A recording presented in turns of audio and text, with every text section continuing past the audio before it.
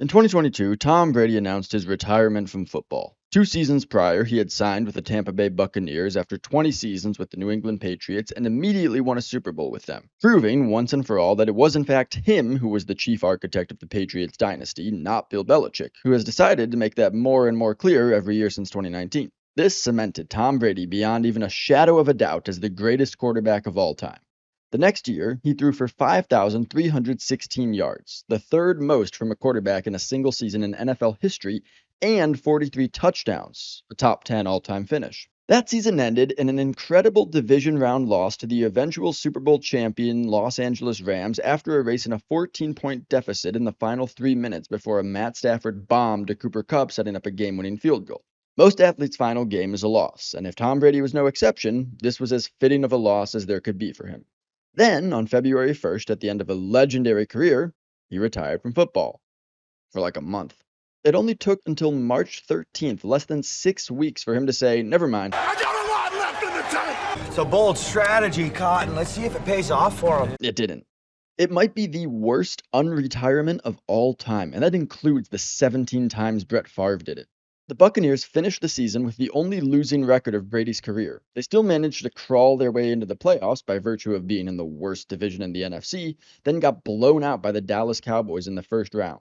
The biggest story from the greatest of all time's final game was that the Dallas kicker missed 4 extra points in a row.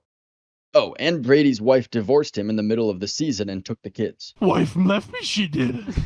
Kids she took. So it could have gone better. Now bring in Daniel Day-Lewis. Let's just be real. During his career, Daniel Day-Lewis was the best actor in the world, the only rival being Denzel Washington. And there's a legitimate argument to be made that he is the best actor of all time. He's definitely in the conversation. You could almost call him the Tom Brady of actors. And looking at the end of his career, that honestly seems like a real good comparison. In Brady's second to last season before retirement, he won a Super Bowl. In Day-Lewis's second to last movie before retirement, he won a Best Actor Oscar. In Brady's retirement season, he put on an incredible performance, not taking home the top prize, but going out with everyone knowing exactly why he's the GOAT. In Daniel Day-Lewis' retirement movie, same deal. Great performance in a solid movie, and a fitting send-off to such a legendary actor. And now he's come out of retirement, and while hopefully his wife doesn't leave him and take his kids, it's hard to say that this one has gone any better than Brady's return. Daniel Day-Lewis isn't the problem. I mean, aside from the fact that he greenlit his son's little Nepo project. The problem is the entire story just isn't any good. It's really simple. Brian is in trouble. He's gone AWOL from the military because he beat someone nearly to death because the guy insulted his estranged dad who he's never met. So his uncle, Jem, played by Sean Bean, takes a hideout to a cabin in the middle of the woods to find Ray, played by our own Mr. Day-Lewis, to try to convince him to come home and help his son. What ensues is a pretentious collection of shots of nature that overstay their welcome, long stretches of silence that don't add anything to the plot or character development, and a handful of monologues from Daniel Day-Lewis that range from one of the better ones I've heard about the horrors of war to eating curry then pooping on a priest's chest. Yeah, that's a monologue that takes multiple minutes to tell. That's it. There's literally nothing else to this movie. It's borderline unreviewable. Daniel Day-Lewis is good, and so is Sean Bean, but I think it would have been much more entertaining and insightful to just watch those two as themselves having a drink and talking about life. Much better than these half-baked stories that feel as though they're more a list of concepts to explain why a villain became the way that he is that the writer should have chosen one from than a cohesive narrative of a character's past. And none of it comes up naturally because it's all done in monologues, usually with one long static shot of Day-Lewis delivering it.